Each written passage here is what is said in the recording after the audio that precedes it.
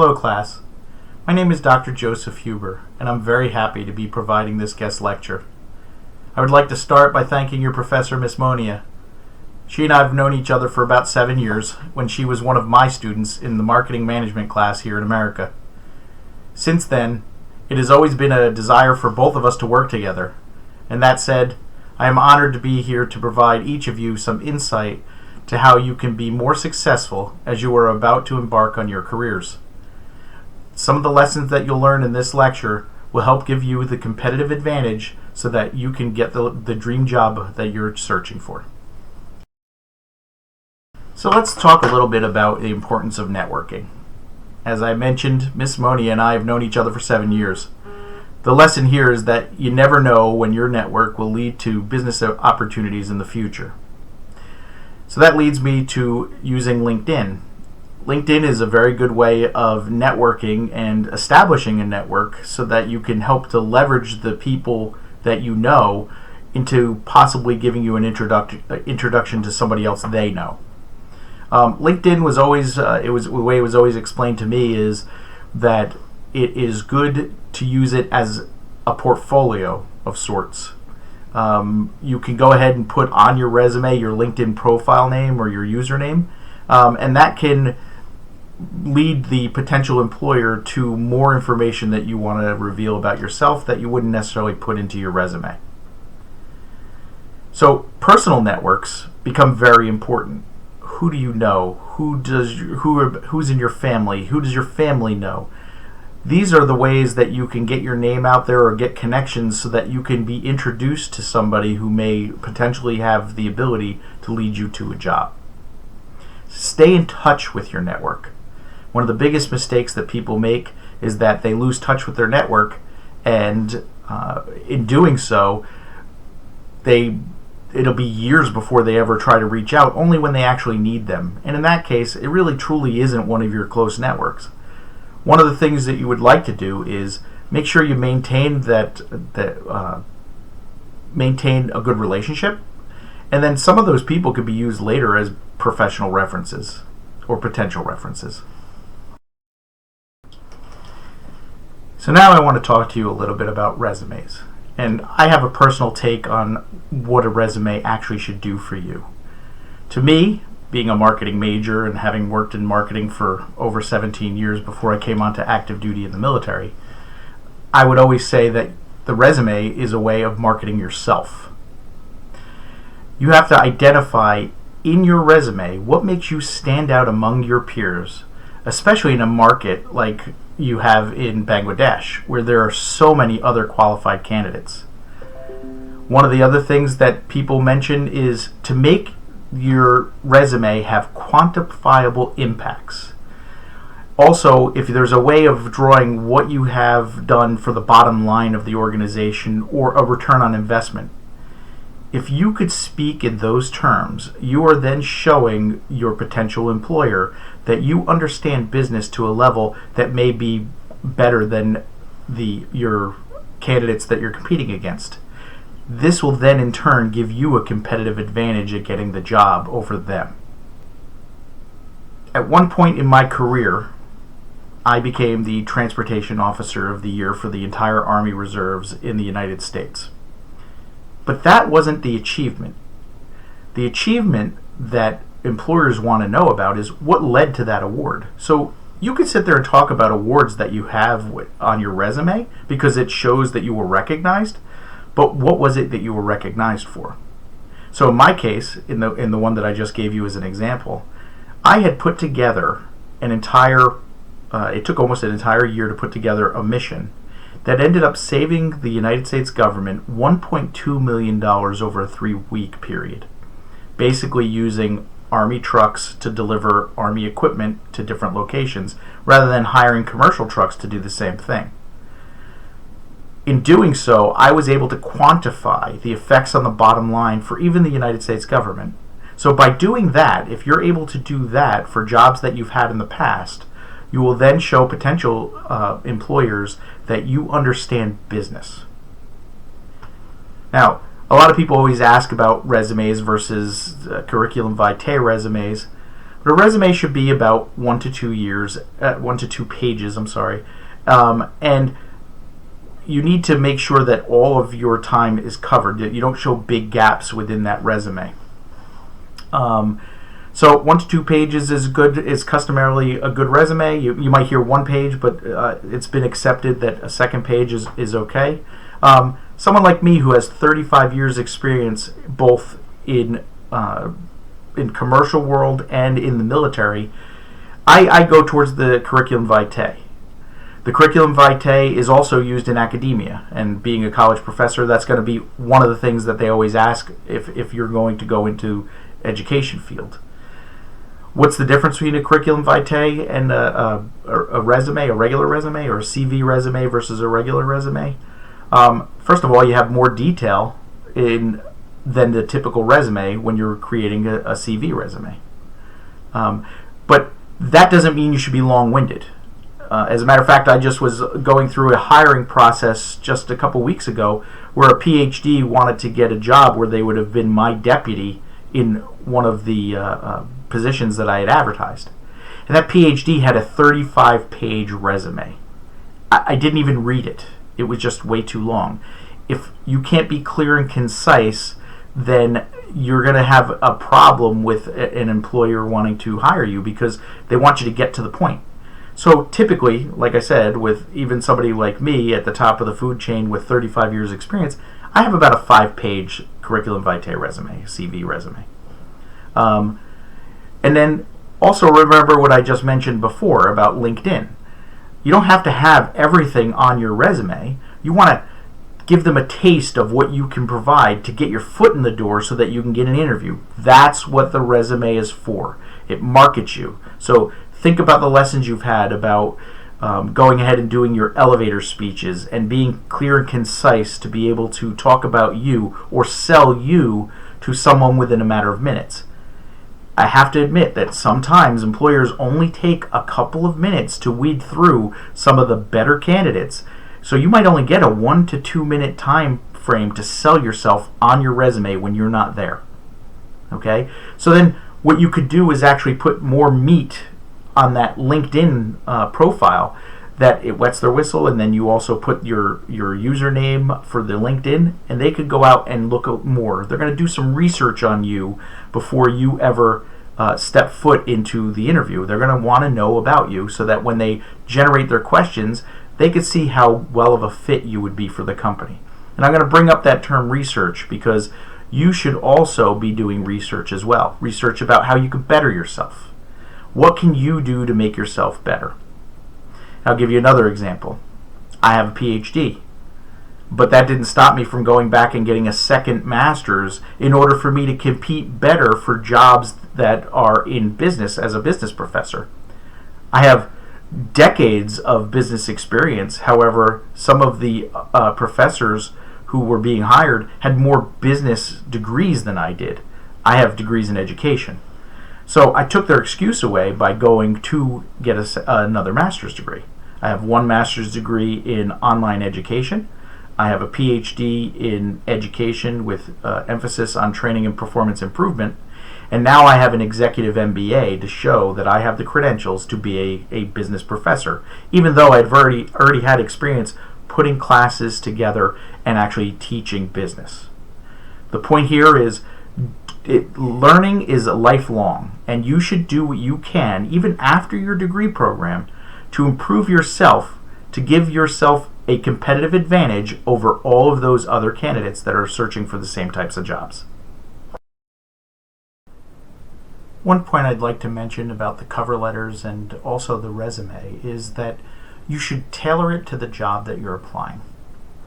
I just recently went to a training with the Department of Labor in the United States, and one of the things that they brought up in regard to my cover letter is it's a good way to highlight all that information that you want to bring their attention to. And at one point, at the end of my typical cover letter, I would mention that I would look forward to hearing from them to discuss how my skills would fit their needs. You want to make it win-win. However, And in the example, we were looking at a job at Syracuse University, and the comment that was made was their slogan is "Go Orange," and they call themselves the Go Orange group. So what I did was in the end of my paragraph, at the very end of the cover letter, I said, I look forward to hearing from you in how my skills can meet the goals of the Go Orange team. That's what I mean by tailoring it. So you tailor it to them, so it shows that you've done your research about that company. In that one sentence, they already know you know something about the school. Same thing when it comes to the resume. What you should do is tailor your resume to only address the information that the job entails. You can add a little extra, and I tend to do that, especially for jobs where I want to be able to qualify for more than just the job that I'm going for with regard to teaching. I might be applying for a marketing position, but organizational behavior or business communications, I do those as well. So I'll bring that up in my my cover letter, and then make sure that I've tailored my resume to highlight or showcase some of those additional skills that I have. So my point here is that take the time to go ahead and tailor your resume as much as you can towards the jobs that you're trying to seek. It could, for the most part, be generalized with the resume, but you want to tailor your cover letter and some of the information. You only have to tweak it in your resumes or your CV resumes in order to show that you're qualified for that job, as opposed to, remember, I told you that they may take 1 or 2 minutes to scan that initial pile of resumes they get. When I got hired to work for Verizon, I was told that it was only advertised for 1 day and there were 200 applicants, and I was one of 2 people who were hired. So to me, that was proof positive that you're able to, if you can make your case or market yourself with those skills that you learned about being short and concise, and tailor it to what they need and what you can provide, you have met the goal of trying to get your foot in the door in order to get interviewed, where you can then go into more detail and they can see your personality and whether that fits in as well. So one of the points I also like to bring up to my international students is that you customarily have to deal with language barriers. And what I also find is very intriguing is that my international students perceive that they have a perceived weakness in the fact that English isn't their first language. English is usually a second language or a third language. But I would say to you that that perceived weakness is a strength. When you come here to America, one of the things that you realize is that we may have bilingual and maybe some people who are trilingual, but I once had a student who mentioned that they knew 6 different languages. And that is definitely a strength, even here in America. Even if your English isn't perfect, understanding how to communicate, where maybe a person here in America is speaking English and you're able to speak a language they understand. Good example would be me. When I was growing up, my grandparents used to speak Italian to me, and I used to speak English to them. We understood each other, and we were able to communicate through that way, rather than having them speaking broken English. They spoke in their native tongue, and I understood it, and then I would speak in English, and they understood the English language better than they could speak it. Being multilingual is an advantage in today's global economy. Look, in the days where we have pandemics, where people are now moving to online platforms in order to buy and sell products all over the world, it is very helpful that you are able to either speak, read, or understand other languages other than just your native language. So if you have the ability to speak English or understand English and you're not really confident in it, back to what I was saying earlier, go ahead and improve on that. That will give you a competitive advantage over others in the field. But don't be embarrassed by it. The fact of the matter is, speaking more than one language is a competitive advantage in today's global economy. Okay, so now let's talk about something that's near and dear to my heart, and that would be research. Or should I say, research! One of the things that I find that students don't like to do is to go out and do research on different things. And what I can tell you is that one of the benefits of going to college is learning how to and understanding how to do proper research as you're going through life. You know, people sit there and say, I don't need to know how to research, or I don't need to do research. Well, let me ask you this question. Have you ever gone out and bought something very expensive? And when I say something very expensive, eventually, even if you don't have one now, you're going to go out and you're going to buy a house. Or you may go out and buy a car. Or even you may rent an apartment. If you're going to spend that kind of money on those type of things, don't you try to compare each one to find out whether or not you got a better deal? Well, that's research. And what amazes me is we sit there and we go through life thinking we don't have to do research when you actually do it almost every day. You research something. There might be a product that you like how it works, or you might want to find out if there's a better product out there. You're going to do some research. You might look things up on the internet or go to a magazine or some kind of article to find out more information about something. Well, research is very important in job hunting. It's important to research the company you'll interview with. You want to make sure that they're going to be a good fit for you and you'll be happy to work for them. Are they a good employer? Are they not a good employer? What is their retention rate? Do they lose a lot of people? What do they pay? All this can be done just by going online and actually looking up about quite a few of the larger businesses. The information's out there. So, as a matter of fact, it just reminds me of another story. A couple weeks ago, I was in an interview with a very prestigious college here in the United States, which actually paid twice as much as every other job I've ever taught. So, of course, I wanted to try and do very well in that interview, and I went out and I did some research and found out that the culture within that college embraced diversity and cultural differences. And I have a lot of experience with that. One of the things that we do in the military before we ever deploy to another country is we go out and we do research on the customs, the courtesies, the cultures, and the traditions of the country where we're going to go.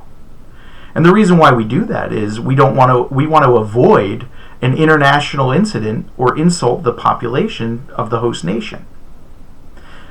Well, in today's global economy, that's very important as well. Understanding those customs and those courtesies, understanding that culture and the traditions, it becomes extremely important in conducting business with people from other countries.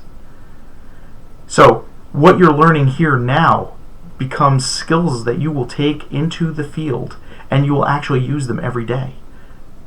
So, understanding research, understanding conducting good research and solid scholarly research, that's what we're talking about. Not everything on the internet it can be trusted, but in some cases it can point you to something that can be trusted. So go ahead and do that research and don't just take the first thing you read. You have to dig a little bit deeper. Every once in a while I'd have a student and they would make an excellent point and they wouldn't even do a citation on it, so I didn't know where they got the information from. And then 2 or 3 papers later I find out that somebody said the same exact thing, and it ended up it was something that they had researched, except one cited it and the other one didn't. And I'm not saying you need to cite things when you're doing your resumes, or even when you're identifying things within schools, but when you're researching a company, almost every company, a large corporation anyway, has a website. And in those websites, they have About Us web pages, and you can find out a lot of the information that they hold dear about their company. So go ahead and do that research, and then have that readily available so that when you're asked, well, what do you know about our company? Because they may ask that. That is a very good question that is asked during an interview process. what is it you know about our company? Number one, they know that you're interested enough that you went out and looked up some information on them, and you can tell them what you know. And you could tell them why that matters. I had a student here from Bangladesh who was going to school and was one of my students, and he wanted to try for an internship for a congressional position here in the United States. And a lot of his friends told him that he shouldn't try for it because he wasn't from America. And the people who were applying for those positions were from Harvard and Yale. Well, he ended up getting that job, and he's even there today. He's gotten a green card and works for congressmen and senators in the United States. And what got his foot in the door was, I had mentioned to him, well, do some research on the congressman or senator that is looking to hire an intern, and find out what you know in your background that links to something that is important to him and his state.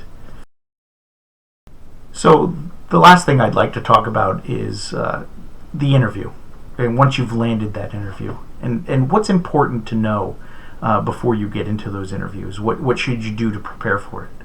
I guess the number one thing would be know yourself. You're going to, throughout your class, probably take different things like Briggs-Myers or some other personality test that will help you to understand yourself a little bit better, the way that you reason, the way that you think. And taking this information is very important to answering the questions that you may see on an interview.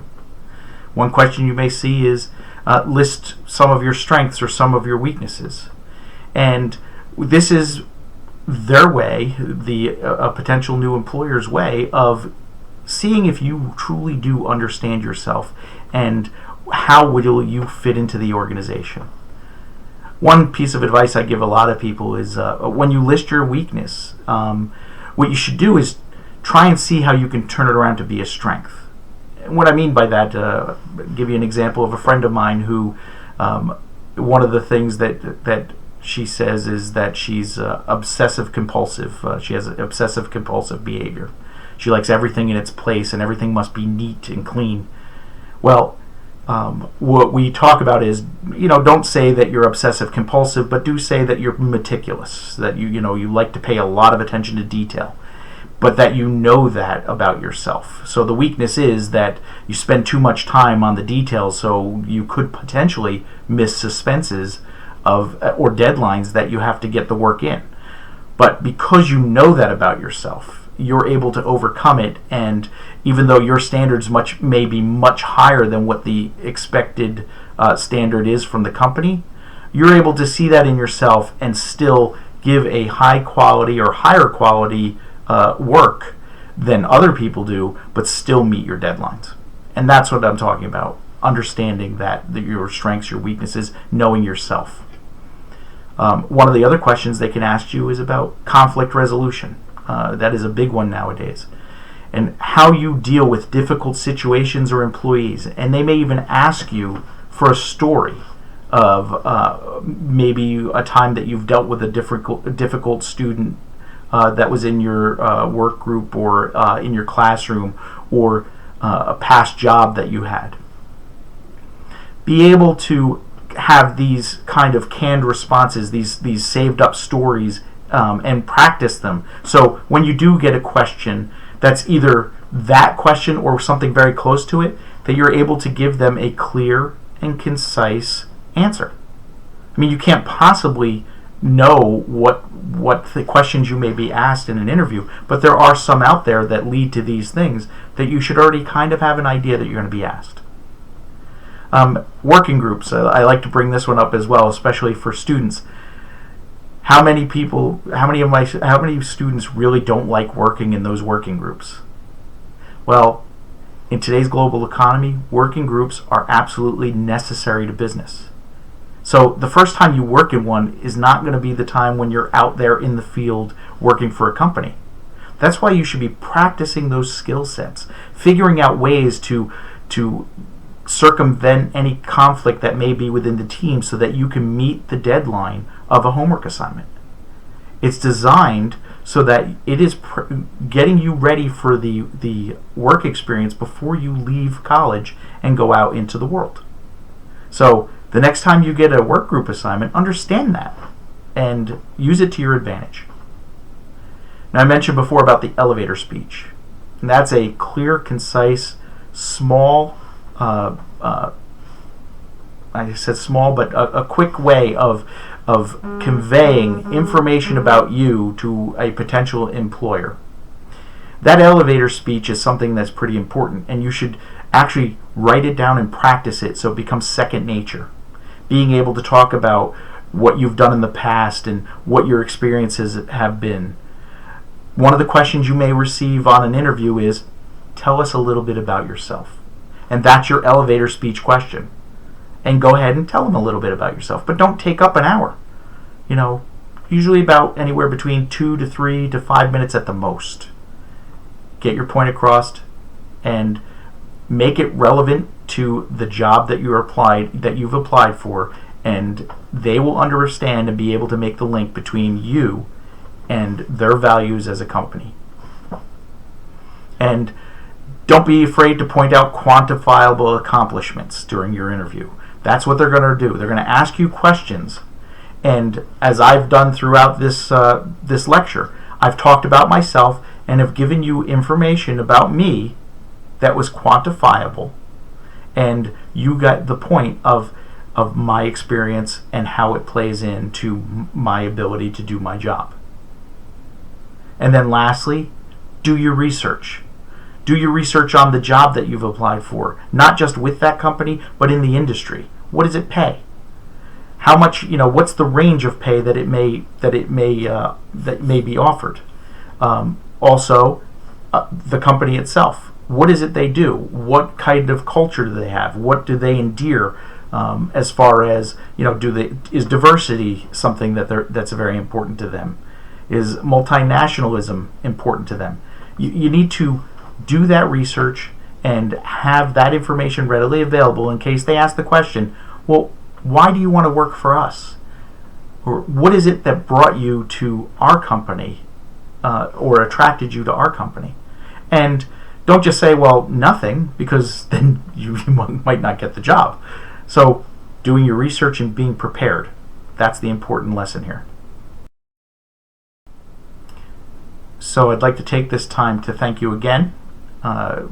Thank you for letting me be part of your classroom as you're getting ready to work through your degree programs and potentially be graduating at some point soon and going out into the world.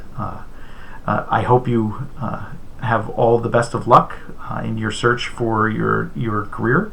I'd like to thank Miss Moniea again for inviting me to give an opportunity to speak to you today, and hope that the information that I've imparted will give you a little bit of insight and help you to be successful in your careers.